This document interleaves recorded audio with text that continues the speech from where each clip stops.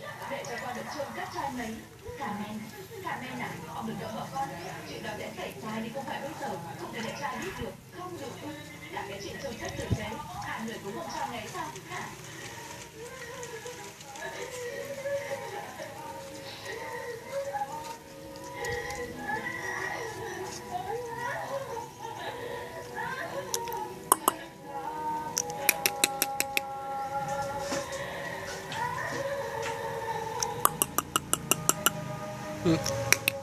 Cái gì? Ừ.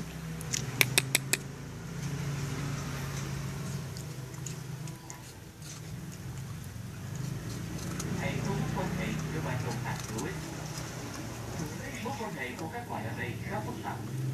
Các bên cạnh khác có thể cảnh giác.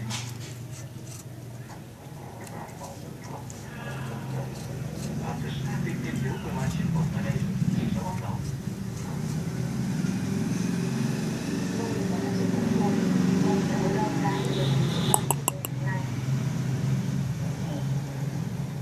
Chúng ta dễ dàng nhận ra con cá bông đuôi trắng dài 2 mét trông rất đáng sợ này.